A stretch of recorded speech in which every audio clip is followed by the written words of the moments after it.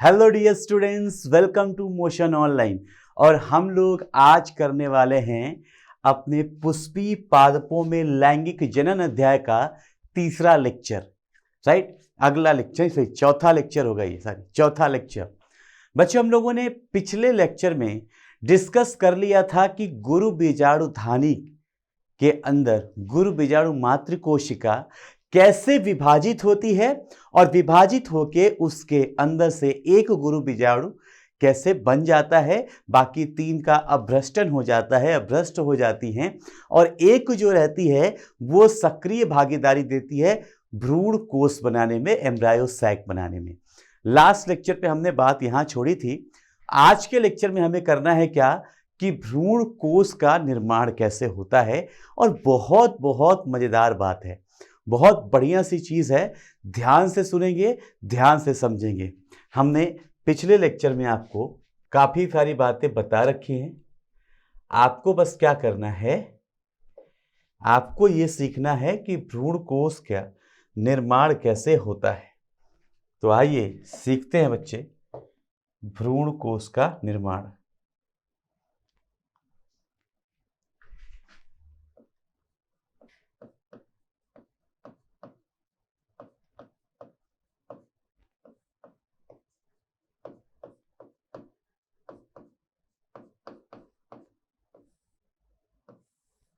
क्या सीखेंगे? भ्रूण कोष का निर्माण कैसे होता है। बहुत बढ़िया टॉपिक है, बहुत ध्यान से सुनना। लास्ट लेक्चर में आपको कुछ बातें मैंने जो बताई थी, उम्मीद करता हूं आप लोगों को याद होंगी, समझ आई होंगी। हमने क्या बात किया था? हमने लास्ट लेक्चर में पढ़ा था कि ये हमारी न्यूक्लियस थी, यस और नो? ये हमारी न्यूक्लियस थी, इसके अंदर न्यूक्लियस की कोशिकाएं यहाँ पे थी, और ये जो न्यूक्लियस की कोशिकाएं थी, इन न्यूक्लियस की कोशिकाओं के बीच में से ही कुछ कोशिकाएं परिवर्तित हो गई थी, न्यूक्लियस की ही कुछ कोशिकाएं, और वो परिवर्तित होकर बना दी थी क्या? लघु बीजाणु मातृ कोशिका। क्या बनाया था उन लोगों ने? लघु बीजाणु मातृ कोशिका। और उनकी मदद से यहाँ पे आपने चार लघु बीजाणु बोल दिया, सॉरी, गुरु बीजाणु मातृ कोशिका, और उनकी मदद से आपने यहाँ पे चार गुरु बीजाणु बना दिए थे, जिसमें से तीन क्या हो गए थे? अपभ्रष्ट हो गए थे, खत्म हो गए थे। एक बस यहाँ पे सक्रिय रह जाता है। लास्ट क्लास में यहां तक पढ़ा चुका हूं। ये एक जो है, ये एक गुरु बीजाणु क्या रहता है? सक्रिय रह जाता है। ये है हमारा सक्रिय गुरु बीजाणु।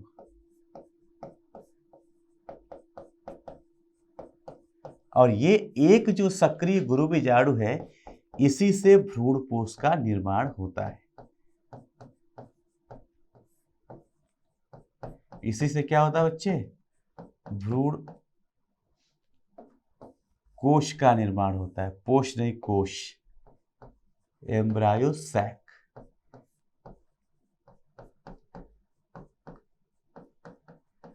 क्या हो जाता है इससे? भ्रूण कोश का निर्माण। हमें आज की क्लास में बेसिकली यही देखना है। हमें आज की क्लास में जो मेन बात करनी है वो यही बात करनी है कि इस सक्रिय गुरु बीजाणु से इस भ्रूण कोश का निर्माण होता है तो कैसे होता है। हमें आज की क्लास में यही डील करना है। बहुत ध्यान देने की जरूरत है, बड़े आराम से करेंगे और आपको समझ में आ जाएगा। क्लियर है बच्चे? पहली बात कि भ्रूण कोश का निर्माण कैसे होता है, इसका जवाब आपके पास होना चाहिए। जो सक्रिय गुरु बीजाणु बचा हुआ है, यही भ्रूण कोश का निर्माण करता है। यह स्पष्ट हो गया? तो अब बढ़ते हैं आगे की तरफ।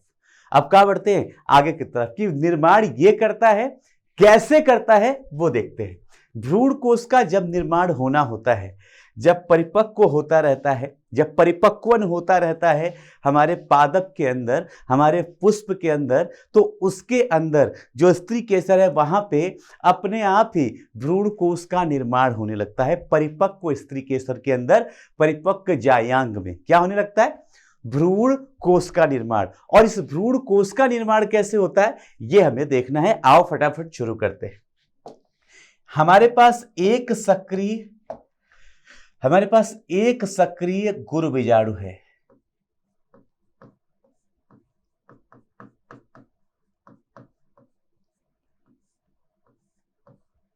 क्या है बच्चा, हमारे पास एक सक्रिय गुरु बीजाणु है। ध्यान से देखना, वैसे तो ये अभी एक कोशिका है, एक कोशिकीय है, यस और नो, ये एक कोशिका है, नॉर्मली एक सिंगल सेल है गुरु बीजाणु, यस और नो।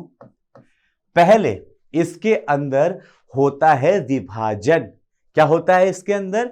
इसके अंदर होता है विभाजन, और यह विभाजन होने के पश्चात यहां पे एक कोशिका से द्विकोशिकीय परिस्थिति बन जाती है।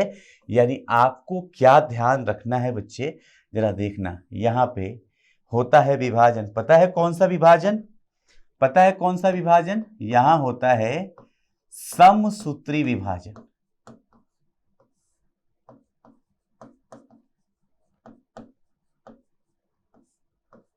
कौन सा विभाजन होता है?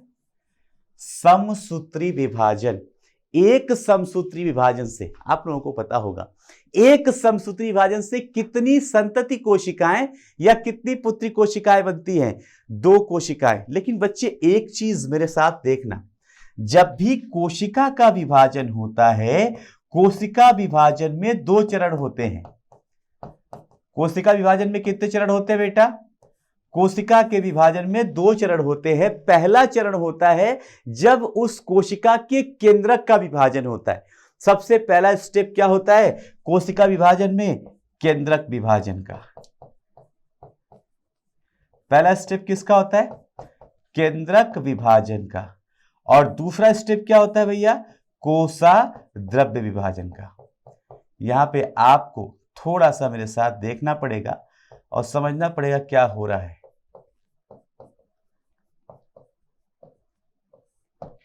यहां पे हो रहा है अर्धसूत्री विभाजन, तो दोनों चरण होंगे तभी तो बोलेंगे। कोशिका विभाजन में आपने बोला कि ये 2 चरण होते हैं, बट यहां पे बेटा, परंतु यहां पे सिर्फ समसूत्री विभाजन का एक ही चरण चलता है। क्या? कौन सा? एक ही चरण चलता है।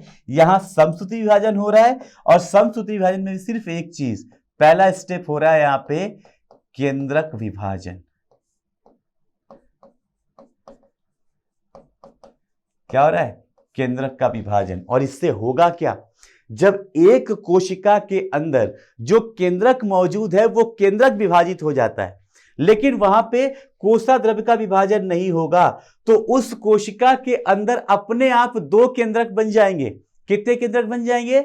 2 केंद्रक बन जाएंगे। क्यों? क्योंकि समसूत्री विभाजन से, जब भी समसूत्री विभाजन होता है, संतति कोशिकाएं जो बनती हैं उनका नंबर होता है 2। आप लोगों ने बहुत सी बार पढ़ा होगा, अमीबा की कोशिका है, अमीबा की पुत्री कोशिकाएं बनाना है, अमीबा को 2 हिस्से में बांट दिया। आपने पढ़ा होगा बहुत से जीवाणुओं के बारे में, जीवाणुओं को 2 हिस्से में बांट दिया। तो ये जो काटना और बांटना हो रहा है वही हो रहा है समसूत्री विभाजन, 2 कोशिकाओं को बनना। यस और नो बच्चे? तो जब यहां पे आप बात करते हैं केंद्रक विभाजन हो रहा है, समसूत्री, तो परिस्थिति यहां पे कैसी हो रही है जरा देखिए। आपने यहां से सिर्फ ये आपका सक्रिय गुरु बीजाणु है और ये बीच में जगह खाली है। यस और नो? यहीं पे बनना है आपका भ्रूण कोश। क्या बनना है यहीं पे? भ्रूण कोश। तो एक कोशिका जो सक्रिय गुरु बीजाणु थी उसने अपने अंदर समसूत्री विभाजन किया और वहां पे भी कौन सा भाग? भी सिर्फ केंद्रक का विभाजन हुआ और केंद्रक विभाजन होने के बाद ये एक कोशिका के अंदर ही परिस्थिति ऐसी बन गई कि इसके अंदर अब 2 केंद्रक बन गए। यस और नो? यस और नो? प्रथम समसूत्री विभाजन हुआ और यहां पे परिस्थिति कैसी आ गई? एक कोशिका जो थी वो अभी भी कोशिका एक है, अभी भी क्या है ये? एक कोशिका पर द्विकेंद्र की। अभी भी कोशिका एक होती है बेटा, लेकिन ये अब कैसा हो गया है?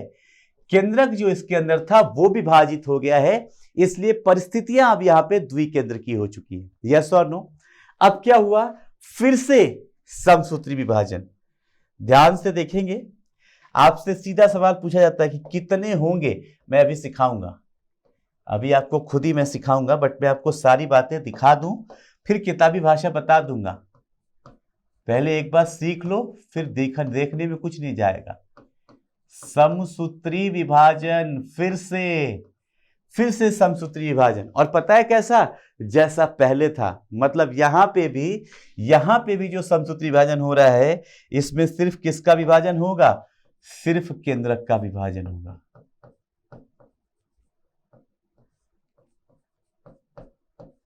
किसका विभाजन होगा बेटा, यहां पे भी सिर्फ केंद्रक का विभाजन। अब सोचो, एक कोशिका से दो कोशिका के बाद भी सिर्फ केंद्रक का विभाजन हो रहा है। क्या हो रहा है, सिर्फ केंद्रक का विभाजन। तो अब क्या होगा यहां पे, अब इस संरचना के अंदर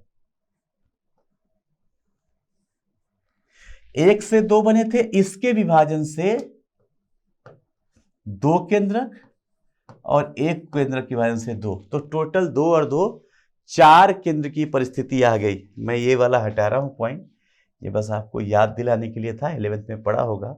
और अब परिस्थिति ऐसी है कि अभी भी एक कोशिका,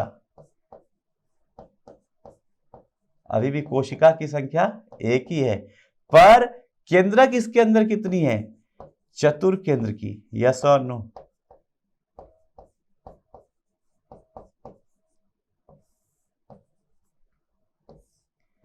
एक कोशिकी और क्या हो गया, चतुर केंद्र की हो गया। अब क्या होगा जरा देखना, आगे फिर से एक समसूत्री विभाजन, आगे फिर से क्या हुआ, एक समसूत्री विभाजन। और इस समसूत्री विभाजन में, जो अभी समसूत्री विभाजन हो रहा है, इस समसूत्री विभाजन में भी फिर वही काम जो पहले चल रहा था, सिर्फ क्या होगा, सिर्फ क्या होगा, सिर्फ केंद्रक का विभाजन होगा। किसका विभाजन होगा बच्चे, सिर्फ केंद्रक का विभाजन होगा। फिर क्या होगा, एक अगर हमने और किया तो अब भी कोशिका तो एक ही है, लेकिन अब इसके अंदर जो केंद्रक है वो इस 2 से 4, इस 2 से 4, टोटल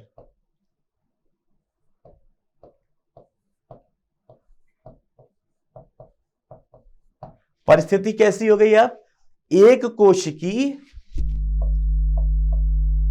कोशिका एक ही है ना, तो परिस्थिति कैसी होगी बेटा, एक कोशिकी और अष्ट केंद्र की, एक कोशिकीय है और अष्ट केंद्र की है। मतलब टोटल यहां पे 8 केंद्रक हो चुके हैं। दिख रहा है संरचना, यही जो संरचना बना है ना, यही आपके आगे का और परिपक्वन होगा, यही संरचना आपकी आगे का भ्रूणपोष बनाती है। जब ये भ्रूणपोष बनती है तब क्या होता है जरा देखें,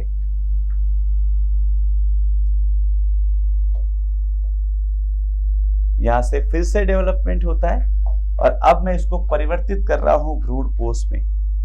जरा आप लोग देखिएगा, टोटल 8 कोशिकाएं, 8 केंद्रक है बच्चे एक कोशिका में। अब देखिएगा, अब जाके जब इसके अंदर 8 केंद्रक बन जाएगा, तब जाके जो अगला स्टेप होगा, ये अब होगा इसके अंदर कोशाद्रव्य विभाजन, जो अभी तक नहीं हुआ था। यस और नो, जो अभी तक नहीं हुआ था कोशाद्रव्य विभाजन, वो अब होता है। और ये कोशाद्रव्य विभाजन कैसे होता है जरा देखिए, ये एक जो 3 कोशिकाएं दिख रही हैं आपको, वो 3 कोशिकाएं एक तरफ ऐसे, ये 3 कोशिकाएं हो गई। इनके अलावा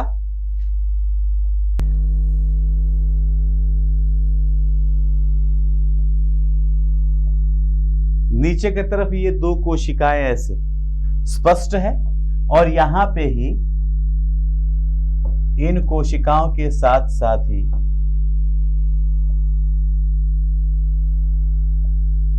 यहां पर एक कोशिका ऐसे, तो 3 कोशिका और ये 3 कोशिका टोटल कितनी हो गई, 3 केंद्रक और 3 केंद्रक को कोशिका में बदल दिया।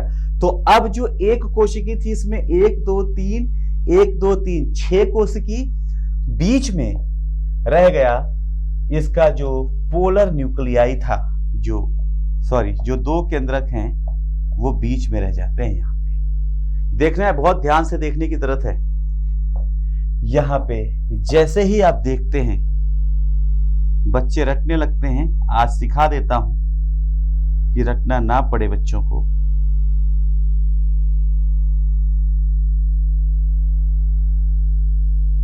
जब ये देखते हैं संरचना तो इन कोशिकाओं को जो किधर होती हैं, जो निभाग की तरफ होती हैं, किधर होती है बच्चे, जो निभाग के सिरे पे होती हैं, इन कोशिकाओं को हम बोलते हैं प्रतिव्यासांत सेल।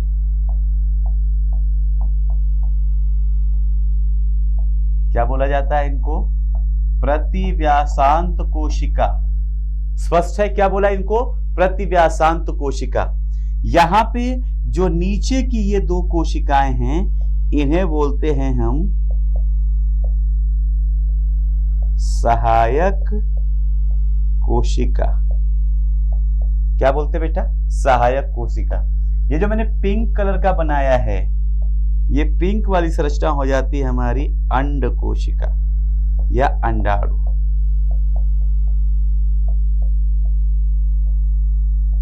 ये क्या हो गई? हमारी अंड कोशिका। क्लियर है? तो 3 कोशिका प्रतिव्यासांत वाली, नंबर भी लिख देता हूं, आप लोगों को याद करना आसान होगा। 3 कोशिका प्रतिव्यासांत में, 2 कोशिका सहायक कोशिका में, और 1 कोशिका कहां पे है? अंड कोशिका में। तो 3, 2, 5 और 1 6 कोशिका हो गई।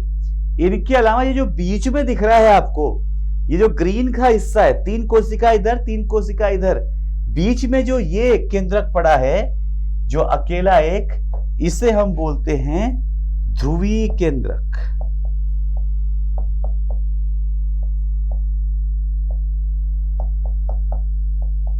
इसे क्या बोलते हैं? ध्रुवीय केंद्रक।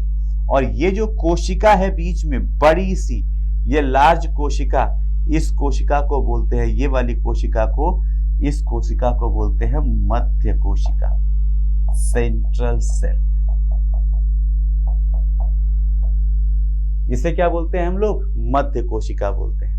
ध्यान से देखना, ये जो आपकी संरचना होती है ना, ये वाली, ये संरचना होती है असल में आपका एक परिपक्व भ्रूण कोश। ये जो संरचना देख रहे हैं, ये एक परिपक्व भ्रूण कोश है। क्लियर बच्चे? एक बार फिर से बनाऊंगा और आपको सारी चीजें यहां से देखनी है, समझनी है। मैंने एक संरचना बना दी है, अब आपका काम है इसे प्रॉपरली समझ पाना। मैंने क्या बनाया?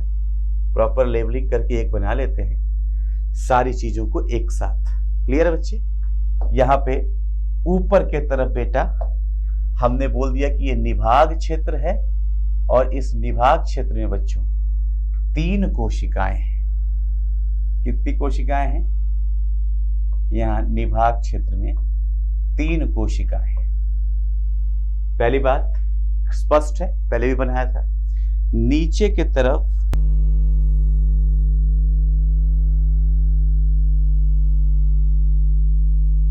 तरफ ये 2 कोशिकाएं,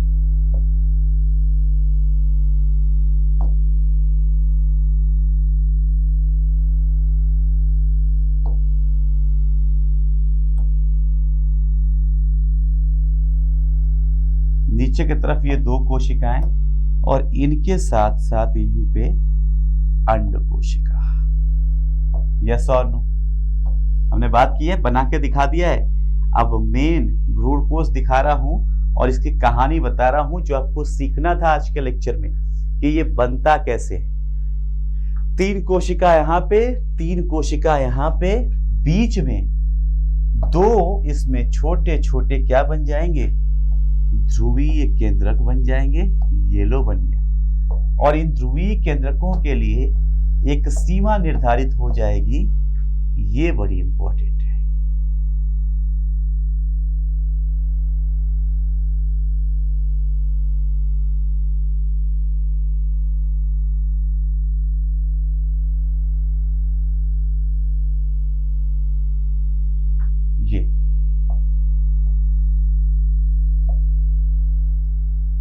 ये क्षेत्र कहलाता है बच्चे निभाग क्षेत्र। ये हो गया क्या? निभाग का एरिया। और ये हो गया आपका, जिसे आप बोलते थे मुख या बीजांड द्वार।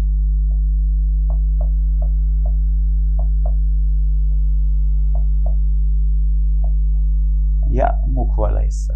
क्लियर है? ध्यान से देखिए, ऊपर 3 प्रतिव्यासांत कोशिकाएं,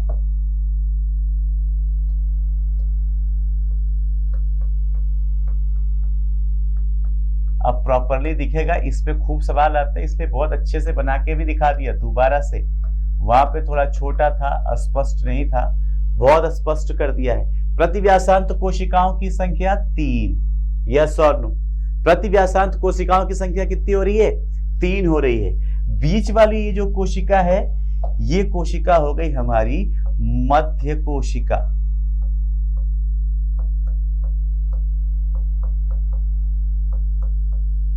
ये हो गई हमारी मध्य कोशिका। एक कोशिका यहां पे है। ये जो 2 कोशिकाएं देख रहे हैं,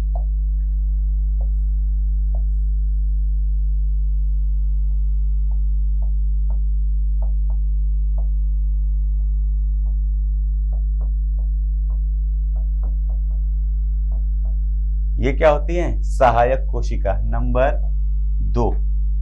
और एक जो पिंक कलर का बना हुआ है, ये है अंड कोशिका नंबर 1 संख्या में। तो यानी कुल मिला के ऐसा लगता है कि ऊपर के तरफ 3 कोशिका, नीचे के तरफ 3 कोशिका, और बीच में एक बड़ी सी क्या रह गई है? मध्य कोशिका। जिस मध्य कोशिका के अंदर जो केंद्रक हैं, वो ध्रुवीय केंद्रक पाए जाते हैं। क्या पाए जाते हैं बच्चे? ध्रुवीय केंद्रक पाए जाते हैं। स्पष्ट है ये बात? स्पष्ट है बच्चों ये बात? यही तो बनाया था। अब देखो, इसीलिए ये जो आपको डायग्राम बना हुआ है, ये एक परिपक्व भ्रूणपोष का चित्र है।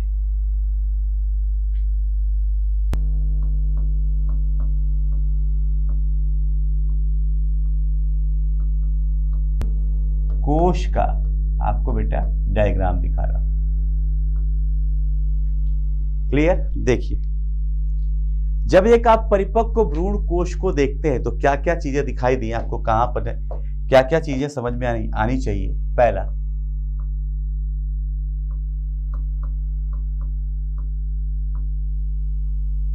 परिपक्व भ्रूण कोश का निर्माण, भ्रूण कोश का विकास कहां से होता है? सबसे पहले परिपक्व भ्रूण कोश का विकास कहां से होता है? का विकास कार्यशील या सक्रिय। इसका विकास कहां से हुआ? कार्यशील या सक्रिय गुरु बीजाणु से।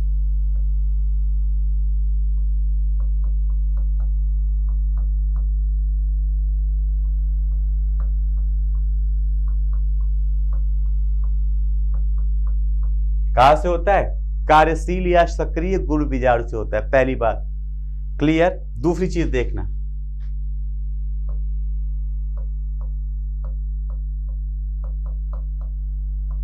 गुरु बीजाणु के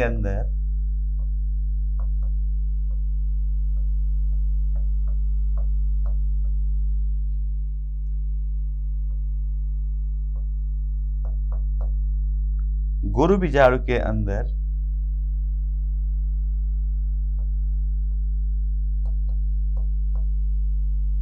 भ्रूण कोश निर्माण हेतु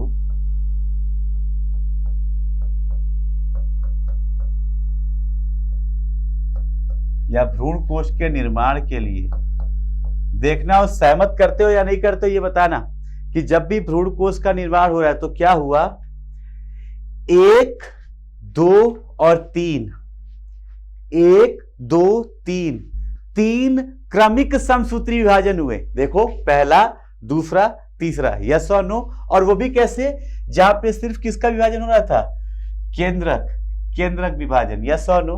तो मैं लिख रहा हूं यही बात कि गुरु बीजाणु के अंदर भ्रूण कोश के निर्माण के लिए 3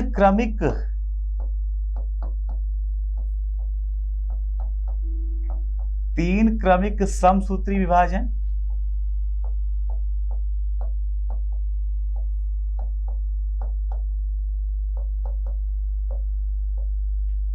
ब्रैकेट में लिख रहा हूं मुक्त केंद्र की विभाजन। क्यों?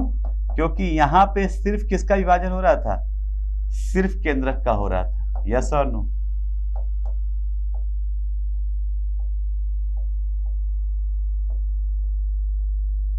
कैसा हो रहा है यहां पे?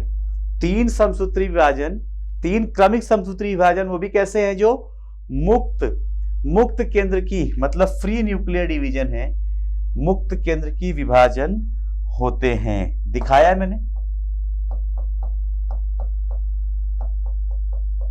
पिछले पेज पे, दिखाया है। ये बच्चे, ये पहला विभाजन, ये दूसरा विभाजन, ये तीसरा विभाजन। तो तीन क्रमिक मुक्त केंद्र की विभाजन होते हैं। यस और नो? तीन क्रमिक क्या होते हैं? मुक्त केंद्र की विभाजन। ये दिखाया। यस और नो? और वो भी जो विभाजन है वो कैसा? समसूत्री। इसकी वजह से क्या होगा?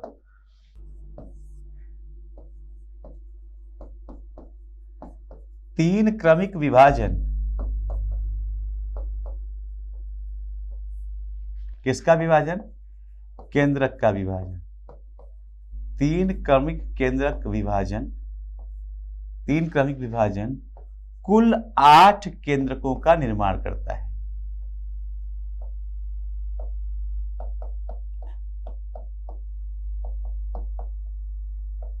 कुल 8 केंद्रकों का निर्माण करता है। कितने केंद्रक बन गए? 8।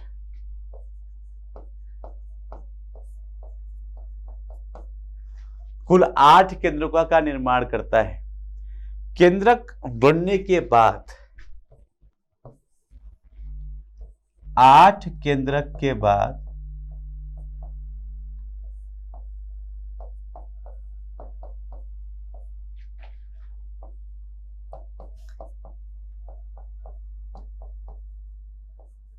कोषाद्रव्य विभाजन। 8 केंद्रक बनने के बाद क्या होता है? कोषाद्रव्य विभाजन की प्रक्रिया शुरू होती है।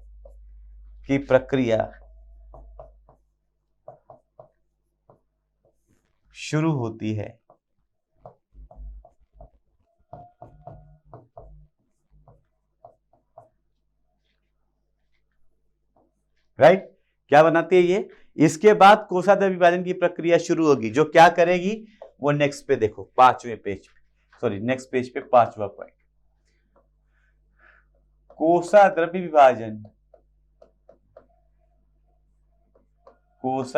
विभाजन कुल 3 प्रकार की कोशिका। कुल कितने प्रकार की? कुल 3 प्रकार की कोशिका बनाती है। नाम बता चुका हूं क्या?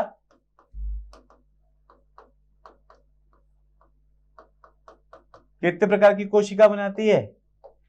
3 प्रकार की। कौन कौन सी? ये देख लो यहां पे। एक तो बना दिया प्रतिव्यासांत कोशिका। कौन से छोर पे? निभाग के सिरे पे। क्या बना दिया? प्रतिव्यासांत। मुख के तरफ या बीजांड द्वार के तरफ क्या बन गई? सहायक कोशिका बन गई और अंड कोशिका बन गई। बीच में दोनों के एक बड़ी सी केंद्रक बन गई, बड़ी सी कोशिका बनती है, जिसे क्या बोलते हैं हम लोग? ध्रुवीय केंद्रक। तो ये 3 कोशिकाएं बनाती है। 3 प्रकार की। पहली प्रतिव्यासांत कोशिका।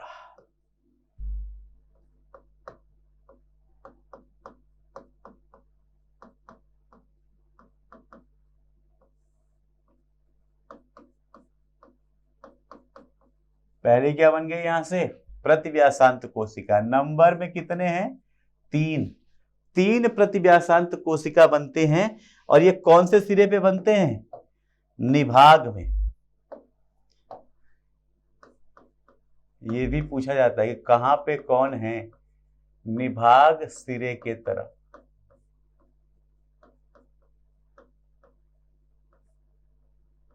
ये कहां बन गए? निभाग सिरे के तरफ। दूसरा, ध्यान देते रहेंगे,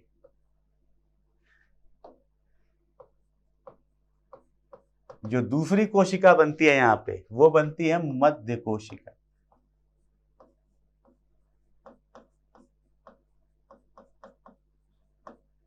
दूसरी कोशिका कौन सी बनती है? मध्य कोशिका का निर्माण होता है सेंट्रल सेल, जिसका नंबर है 1। नाम पता चल रहा है? तो नाम से ही पता चल जाएगा, स्थान भी बीच में।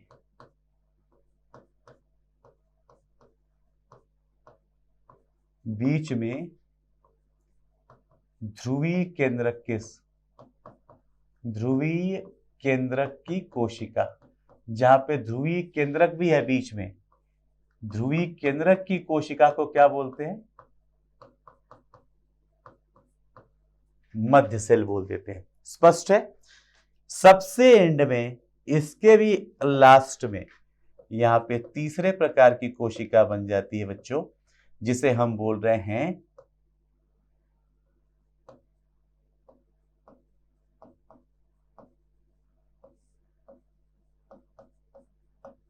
सहायक कोशिका। सहायक कोशिका, चलो अब 4 करना पड़ेगा। 2 बन गई सहायक कोशिकाएं, और इसी के साथ मैं अलग से बना दे रहा हूं चौथी वैरायटी, अंड कोशिका, है ना। पहले सोचे थे कि 3-3 सिरे पे लिख देंगे, एक सिरे पे एक, लेकिन कुछ दिमाग में आ गया, इसके लिए इसे अंड कोशिका कर देता हूं और इसे कर देता हूं 4 प्रकार की। टोटल ये 4 प्रकार की कोशिकाएं बनेगी। सहायक कोशिका कहां बनेगी? ये बनेगी बीजांड द्वार के तरफ।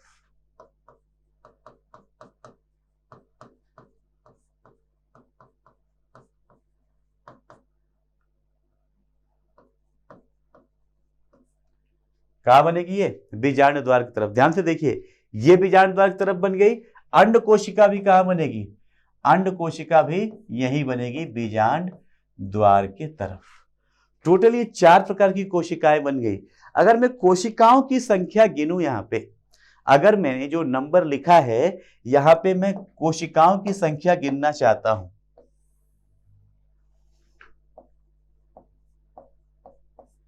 कुल कोशिका कितनी बन गई, मैं क्या गिनना चाहता हूं? कोशिकाओं की संख्या गिनना चाहता हूं कि कुल कितनी कोशिकाएं बन गई। तो जरा देखिए कि यहां पे 3, 2 5, 2 7, 1 8। अगर मैं कोशिका काउंट कर रहा हूं, कुछ गलत हो रहा है? 3 1 4 2 6 1 7, सॉरी, कुल कोशिका 3 + 1 4, 2 6 और 1 7, 7 कोशिकीय स्थिति बन जाती है। यस और नो? हाँ या ना चाहिए? 7 कोशिकी। और इन 7 कोशिकाओं में जब हम गिनते हैं केंद्रकों को, तो केंद्रक कितने दिख रहे हैं जरा देखिए। 1 केंद्रक,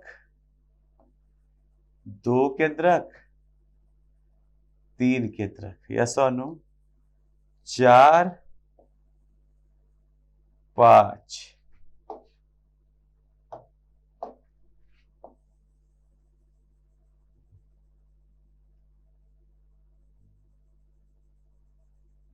6,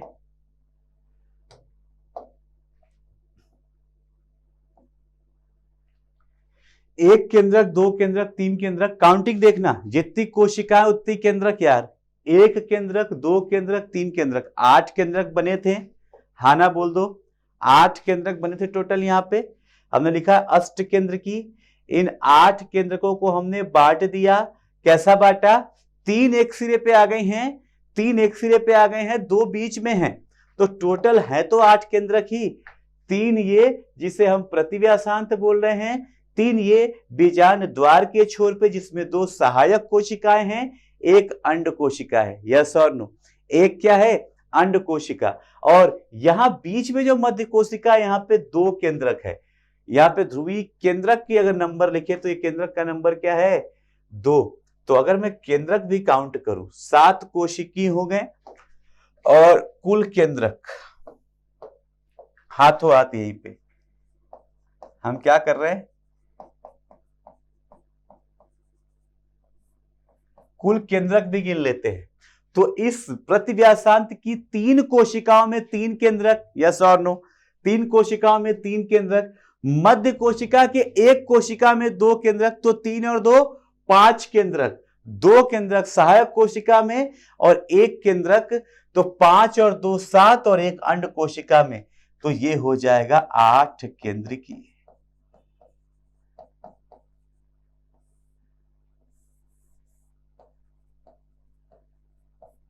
क्या हो गया? 8 केंद्रकी।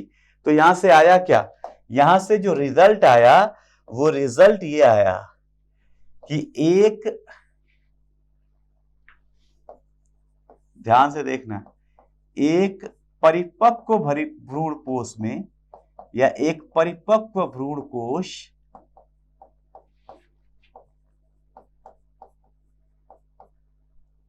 सात कोशिकी, एक परिपक्व भ्रूण कोश जो है वो 7 कोशिकी व 8 केंद्र की संरचना है। यस और नो?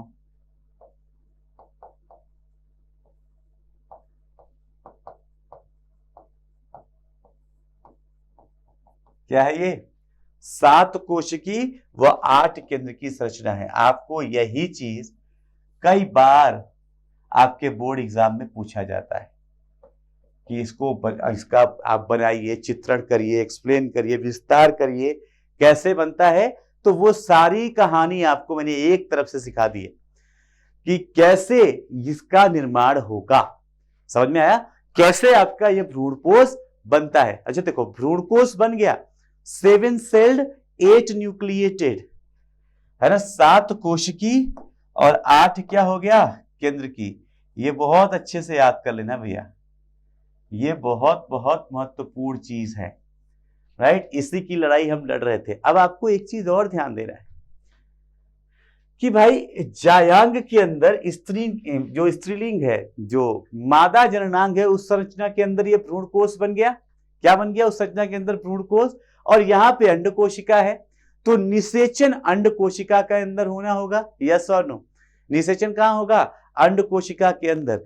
तो आपको बता दूं कि मैंने आपको सिखाया था पिछले क्लास में कि जो जनन कोशिकाएं होती हैं वहां से नर युग्मक बन जाता है, जो कायिक कोशिकाएं होती हैं वो जनन छिद्र से निकल के पराग नलिका बनाती हुई नीचे आती हैं। कहां पे? अंडाशय के तरफ। और अंडाशय के अंदर क्या बन गया तब तक? ये परिपक्व भ्रूण कोश बन गया।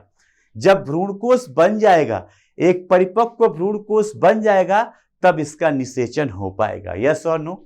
लेकिन हमें निषेचन अभी हम कर नहीं सकते, अभी आपको कुछ और अच्छी अच्छी बातें बतानी है। देखिए जरा यहां पे क्या कहानी चल रही है। अगर मैं बनाता हूं कि ये एक, समझ लें पूरी बात, आप पूरी कहानी, ये एक स्त्री केसर है,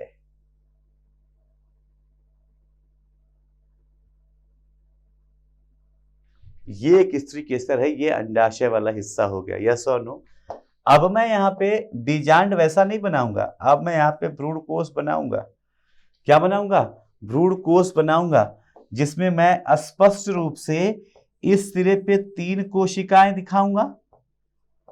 आप मुझे नाम बताने की जरूरत तो है नहीं, नाम तो आपको आता है। 2 कोशिकाएं मैंने यहां बनाई। थोड़ा सा ध्यान से देखेंगे, नीचे की तरफ कुछ चीजें बताने जा रहा हूं। एक कोशिका, दूसरी कोशिका, परागकण यहां आता है। हमने सीखा है पिछली क्लास में कि परागकण क्या करेगा? यहां पे आएगा और यहां आके परागकण यहां आ गया, जनन छिद्र के अंदर से क्या बनाने लगता है? वो परागकण जनन छिद्र के अंदर से क्या बनाने लगता है? पराग नलिका।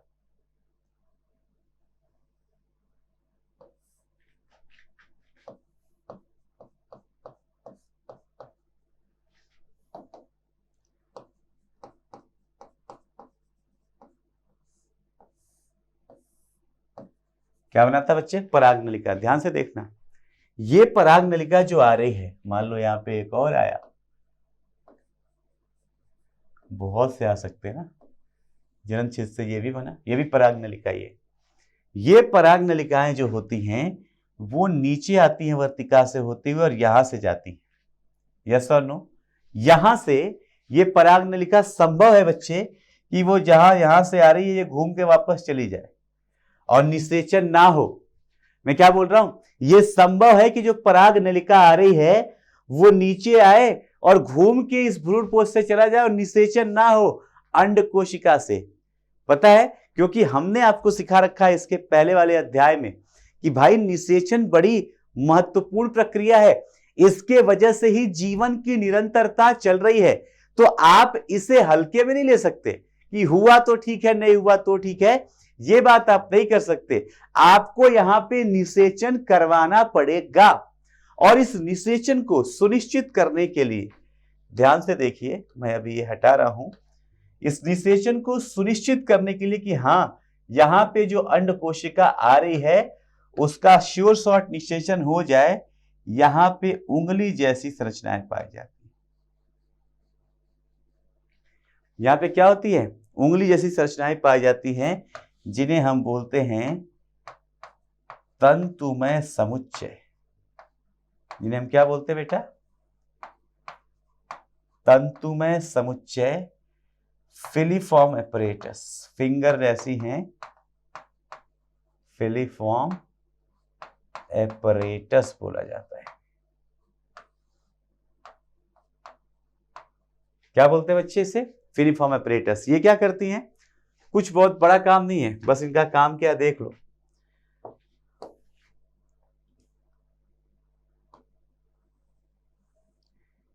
सहायक कोशिकाएं है ना, इन सहायक कोशिकाओं के ऊपर के तरफ यहां पे अंड कोशिका है। यस और नो? और मैंने कहा बनाया इनको? मैंने कहा बनाया है इनको? इनको मैंने बनाया है यहां पे। देखना और समझना, जब पराग नली आएगी यहां से बच्चे, तो उस पराग नली को ये आकर्षित करते हैं, बुलाते हैं, या इधर से आई तो उसको बुलाते हैं। इस तंतुमय समुच्चय का काम क्या है? पादप के अंदर,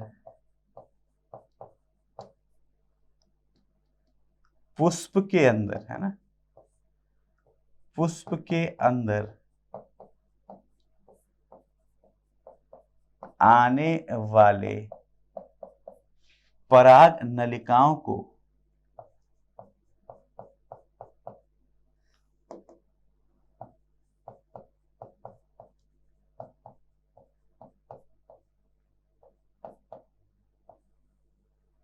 पुष्प के अंदर आने वाले पराग नलिकाओं को आकर्षित करके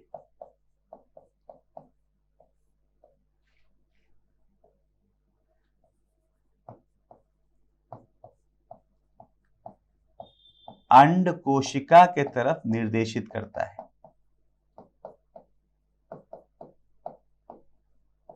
अंड कोशिका की तरफ क्या करता है? ये निर्देशित करता है।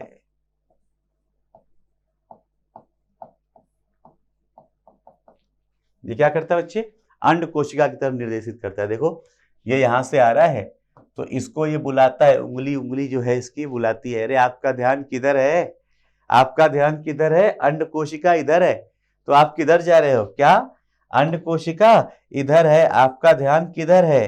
तो उस पराग नलिका को जो आ रही है, ये जैसे ये आई तो ये नीचे से घूम के जाए ना, इसको यहां से निर्देशित करती है इसके तरफ। क्लियर है बच्चे? और हमने सीखा है कि इन्हीं पराग नलिकाओं में क्या पाए जाएंगे? इन्हीं के अंदर है नर युग्मक। यस और नो? तो पराग नलिका जब अंदर आते हैं तो उस पराग नलिकाओं के साथ साथ ये नर युग्मक पे क्या हो गए? आपके भ्रूण कोश के अंदर आ गए। आपके भ्रूण कोश के अंदर नर युग्मक आ गए, जो यहां से आगे जाके निषेचन कर लेंगे। हम लोग पढ़ेंगे अभी आराम से। वो क्या कर लेंगे आगे जाके? निषेचन की प्रक्रिया को पूर्ण कर देंगे, संपूर्ण कर देंगे। यहां पे जो संरचना देख रहे हैं, इन सभी संरचनाओं में ये जो भ्रूण कोश के अंदर की जो अंड कोशिका है,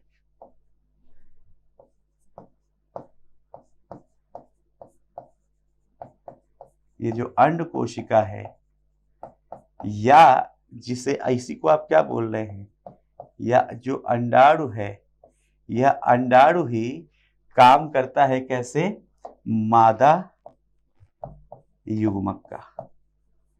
यही अंडाणु क्या है, ये अंडाणु मादा युग्मक है। मतलब वहां पराग कण के अंदर बना है नर युग्मक, और यहाँ पे स्त्री केसर के अंडाशय के अंदर बीजांड है, बीजांड के अंदर भ्रूणकोश है, भ्रूणकोश के अंदर है मादा युग्मक यानी अंड कोशिका। और आपको निषेचन करवाना है, आप चाहते हो निषेचन हो, तो एक चीज का ध्यान रखना पड़ेगा कि भाई इसके ऊपर परागकण आए, तभी पराग नलिका बनेगी और तभी निषेचन की प्रक्रिया संपन्न होगी। यस और नो? निषेचन कहाँ होना है, मेनली इस मादा युग्मक के साथ निषेचन होना है। आप जब देखते हैं इस तंतु में समुच्चय को, आप जब देखते हैं इस समुच्चय को, तो यहाँ पे ये समुच्चय और ये सभी संरचनाएं मिला के, सभी मतलब जो जो चीजें यहाँ पे है, आपके ये सवाल पूछा भी गया है, एग अपरेटस, एक क्वेश्चन पूछा गया है आपसे, अंड उपकरण, या आप इसे बोल रहे हैं क्या, एग अपरेटस। ये एग अपरेटस टोटल 3 कोशिकाओं का मिलके बना है। कितने? 3 कोशिकाओं का। ये जो यहाँ पे बनी हुई है, इसके अंदर हमारी 2 सहायक कोशिकाएं आ जाती हैं,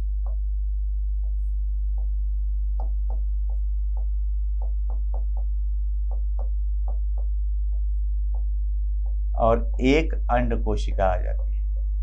हाँ, एक चीज और ध्यान रखना, जब यहाँ पे सहायक कोशिका आ जा रही है, कौन आ जा रहा है बच्चे, जब यहाँ पे सहायक कोशिका आ ही जा रही है, तो हमें तो यहां से बड़ा क्लियर दिख रहा है कि उस अंड कोशिका के, उस सहायक कोशिका के अंदर अंदर ही हमारा तंतु में समुच्चय भी है। उस सहायक कोशिका के अंदर अंदर ही क्या है हमारा तंतु में समुच्चय भी है। तो तंतु में समुच्चय भी इसी के अंदर आ जाता है। ये तंतु में समुच्चय जो है, इसी सहायक कोशिका के अंदर कुछ विशेष सहायक कोशिकाओं के स्थूलन के द्वारा बनता है। तो ये भी यही है, ये भी संरचना इसी में आ जाती है।